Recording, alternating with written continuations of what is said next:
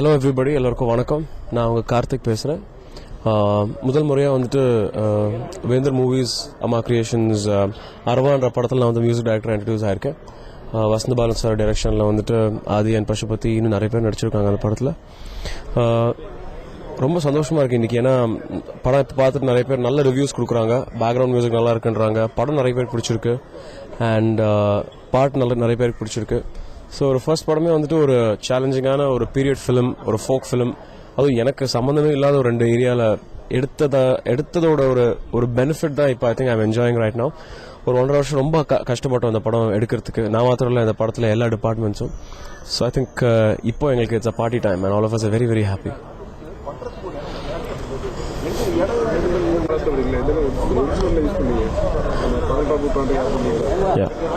Actually 18ஆம் நூற்றாண்டில் வந்துட்டு இந்த பர்டிகுலர் ட்ரைப் இந்த படம் பேஸ் பண்ணிருக்க இடத்துல இன்ஸ்ட்ருமெண்ட்ஸ் பாத்தீங்கன்னா நிறைய இல்லை. வெறும் ஒரு பானை, ஒரு ஃப்ளூட், அப்புறம் ஒரு கட்டவாயனம், இவ்வளவுதான் இருந்தது. ஸோ அதை வச்சு பண்ண முடியாதுன்றதுனால நாங்கள் என்ன டிசைட் பண்ணோம்னா நிறைய மண்டையை உடைச்சோம். இது யூஸ் பண்ணலாம், இது பண்ணலாம், வேண்டாம்னு சொல்லிட்டு. ஸோ ஃபைனலி என்னென்ன யூஸ் பண்ணக்கூடாதுன்றது நாங்கள் தெளிவாயிட்டோம். அண்ட் நான் வந்துட்டு சிந்தசைசர்ஸ் எதுவும் யூஸ் பண்ணல, கீபோர்ட் டோன்ஸ் நிறைய யூஸ் பண்ணாமல் எல்லாமே live musicians, live instruments record பண்ணோம். அண்ட் நான் கொஞ்சம் லண்டனில் கொஞ்சம் ரிதம்ஸ் ரெக்கார்ட் பண்ணேன், பாம்பேல கொஞ்சம் இன்ஸ்ட்ருமெண்ட்ஸ் ரெக்கார்ட் பண்ணோம், அண்ட் நிறைய ஃபோக் இன்ஸ்ட்ருமெண்ட்ஸ் ரெக்கார்ட் பண்ணோம், மதுரை ஃபோக் யூஸ் பண்ணிருக்கோம், அண்ட் சென்னையில் நிறைய ரெக்கார்ட் பண்ணோம். ஸோ இந்த மாதிரி நிறைய கொலாபரேட் பண்ணி நிறைய மியூசிஷியன்ஸோட ஒர்க் பண்ணி கிரியேட் பண்ண ஒரு ஆல்பம் தான் அரவான். சார், இந்த படத்தில் வந்து ஆக்சுவலாக வந்து திஸ் இஸ் ஃபர்ஸ்ட் ஃபிலிம், புரியுதுங்களா? இதுதான் முதல் எக்ஸ்பீரியன்ஸே உங்களுக்கு. அப்படி இருக்கும்போது வந்து ஒரு பீரியட் ஃபிலிம் பண்ணுறீங்க. பீரியட் ஃபிலிம் பண்ணும்போது நீங்கள் யாரோட கைடன்ஸ் வந்து எனி ஆஃப் த மியூசிக் டைரக்டர்ஸோட கைடன்ஸ் தான் வந்து நீங்கள் போய் கேட்டு தெரிஞ்சுக்கினீங்களா? ஏன்னா ஒரு பீரியட் ஃபிலிம் வந்து இட்ஸ் வெரி ஓல்ட் ஃபிலிம்னு பண்ணும்போது இன்னைக்கு ஜென்ரேஷன்ல இருக்க ஆளுக்கு நீங்க எப்படி கண்டுபிடிச்சிங்க சார்? நல்ல கொஸ்டின். ஆக்சுவலி பாட்டு வந்துட்டு விளையாட்டா பண்ணிட்டோம். முதல் பாட்டு இந்த ஊரேன்ற பாட்டு கிரியேட் பண்ணும்போது தான் கொஞ்சம் கஷ்டப்பட்டேன். ஏன்னா இந்த படத்தோட மூட், இந்த படத்தோட இமோஷன், இந்த படத்தோட நேட்டிவிட்டி, இந்த படத்தோட அந்த ஒரு எசன்ஸ் என்னன்னு புரிஞ்சுக்கிறதுக்கு கொஞ்சம் டைம் ஆச்சு. பட் அது ஒரு பாட்டு முடிச்ச உடனே எனக்கு ஐ ஸ்டார்ட் என்ஜாயிங் த ப்ராசஸ். அதுக்கப்புறம் கட மற்ற பாட்டுலாம் பண்ணிட்டோம்.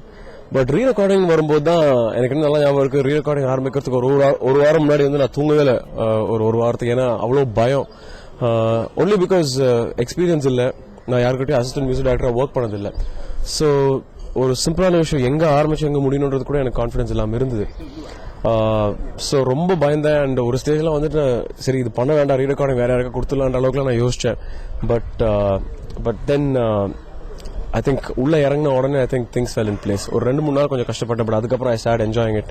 அண்ட் ரீ ரெக்கார்டிங் பண்ணுறதும் வந்துட்டு it was a big challenge. ஏன்னா I think this film wanted a lot of music. And in fact நீங்கள் படம் பார்த்தீங்கன்னா தெரியும், ஃபர்ஸ்ட் 15 மினிட்ஸில் வந்துட்டு மொத்தமே வந்துட்டு ஒரு 10 டயலாக் தான் இருக்கும்.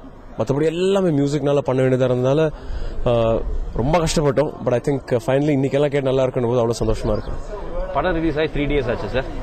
உங்களுக்கு ஆடியன்ஸ் பிளஸ் ஃப்ரெண்ட்ஸ் எல்லாருமே உங்களை வந்து கான்டாக்ட் பண்ணிருப்பாங்க. உங்களுக்கு வந்து இது வரைக்கும் தெரிஞ்ச பிளஸ் மைனஸ் என்ன சார்? இந்த படத்தில் உங்களை பத்தி உள்ள பிளஸும் மைனஸும் என்ன கமெண்ட் பண்ணிருக்காங்க? மைனஸ் வந்துட்டு எங்கிட்ட டைரக்டா யாரும் சொல்ல மாட்டாங்க, தெரியல. பட் பிளஸ் நிறைய வந்திருக்கு. எல்லாரும் they're all very very thrilled. And ஒரு காமனான விஷயம் எல்லாம் கேட்கறது, சம்பந்தமே இல்லாத 2 விஷயம் எப்படி ஹேண்டில் பண்ணீங்கன்னு கேட்கறாங்க. எனக்கே தெரியல. I just went with the flow. And எனக்கு வந்து என்னோட இன்ஸ்டிங்ஸ் படி நான் போவேன். ஸோ ஐ திங்க் என்னால் பண்ண முடியுன்ற நம்பிக்கை இருந்தது. அண்ட் ஒரு மாதிரி I think I've done it. Inexperience I would say was, நான் வந்து மைனஸ்ன்னு சொல்ல மாட்டேன். பட் கண்டிப்பாக வந்து நான் எனக்கு இன்னும் ஒரு 10 படம் எக்ஸ்பீரியன்ஸ் இருந்தால் எனக்கு தெரிஞ்சு நான் இன்னும் நிறைய நல்லா பண்ணியிருக்கலாம். பட் கண்டிப்பாக எல்லாருக்குமே ஃபர்ஸ்ட் படம் ஒன்று இருக்கும். ஸோ எனக்கு இது ஃபர்ஸ்ட் படம். நான் கிவன் மை 100%. அரவானை தொடர்ந்து உங்களோட அடுத்த படம் என்ன? இப்போ தெலுங்குல ஒரு படம் ஆரம்பிச்சிருக்கேன் நான். அண்ட் ரொம்ப இன்ட்ரெஸ்டிங்கான ஒரு ஃபிலிம். தமிழ்ல வந்துட்டு I wanted Aravaan to be released.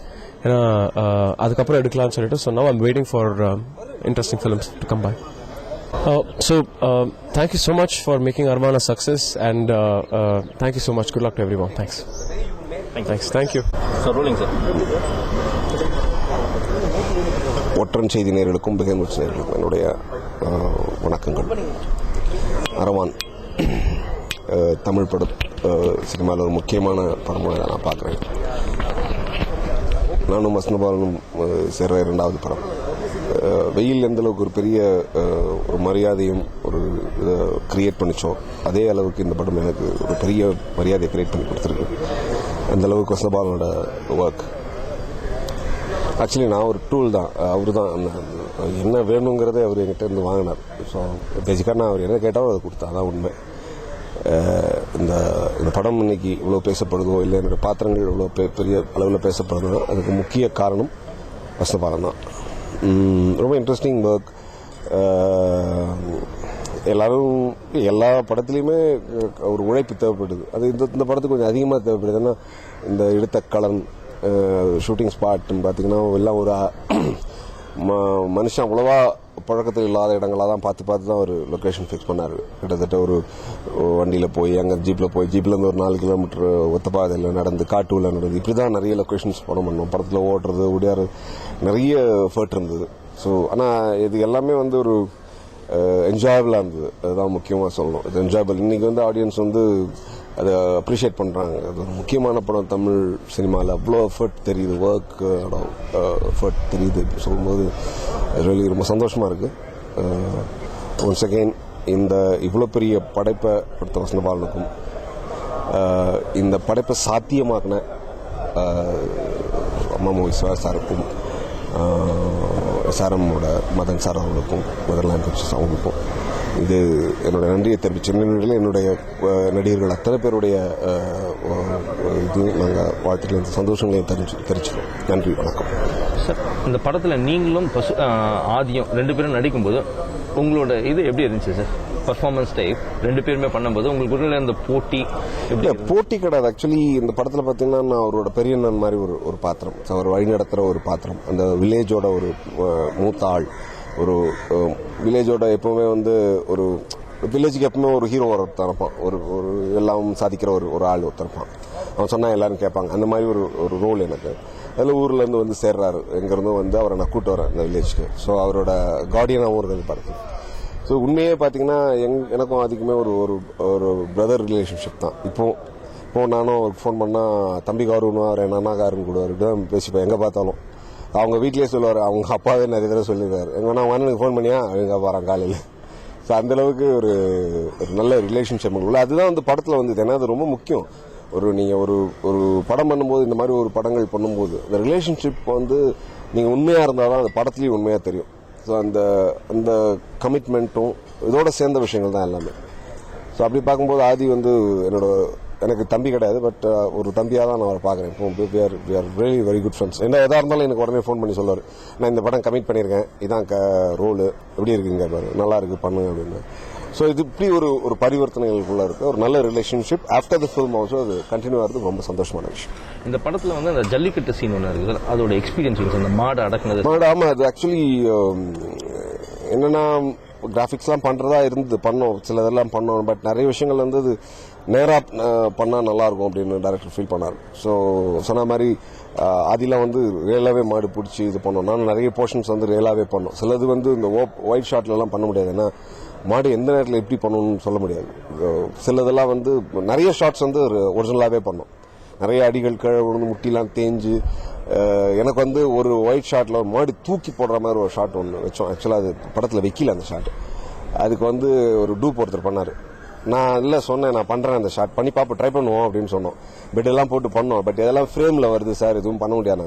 சரி பண்ணிடுவோம் அப்படின்ட்டு ஒரு மாதிரி ரெடி ஆகிட்டோம் மென்டலாக. அப்புறம் லாஸ்ட் மினிட்ல வந்து இல்லை சார் அந்த ஷாட் டூப் வச்சு பண்ணி பார்ப்போம், இல்லைனா சரி இல்லைனா நீங்களே பண்ணிடுங்க அப்படின்ட்டு போனோம். கரெக்டாக அந்த ஷாட்டில் அவர் டூப்புன்றவர் வந்து கிட்டத்தட்ட ஒரு 500 மாடுகளை பிடிச்ச ஒரு பெரிய வீரர். அவர் பிடிச்ச மாடு தூக்கி அடிச்சு போய் விழுந்து முட்டி போயிருந்துச்சு, முட்டி போயிடுச்சு. அவர் 2 முட்டியும் வீங்கி போய் ஃப்ராக்சர். அந்த ஷாட் நான் பண்ணுறதா இருந்தது. எல்லாரும் ரொம்ப நடுங்கி போயிட்டாங்க, ஐயோ. அந்த ஷாட் படத்தில் வைக்க முடியல, நான் அது பெட்டா தெரியுன்றதுனால. ஸோ இந்த மாதிரி நிறைய இன்ட்ரெஸ்டிங்காக இருந்தது. பட் நிறைய விஷயங்கள் நாங்களே படத்தில் வந்து 90.9% டூப்கள் இல்லாமல் அந்த படத்தில் பண்ணோம். அதான் உண்மை. OTTCheidi.com என்னுடைய வாழ்த்துக்களையும் வணக்கங்களையும் தெரிவிச்சுக்கிறேன். நன்றி, வணக்கம். நிச்சயமாக இந்த படத்தை தியேட்டரில் போய் எல்லாரும் பாருங்கள். இது ஒரு புது எக்ஸ்பீரியன்ஸ். இதில் நீங்கள் வந்து எந்த மீடியாவில் பார்த்தாலும் இந்த எக்ஸ்பீரியன்ஸ் கண்டிப்பாக கிடைக்காது. ஒரு பெரிய ஸ்க்ரீனில் இந்த படம் பார்க்கும்போதும் அது ஒரு புது அனுபவத்தை உங்களுக்கு கொடுக்கும். தயவு செஞ்சு தியேட்டரில் போய் பாருங்கள். நன்றி, வணக்கம். தேங்க்யூ.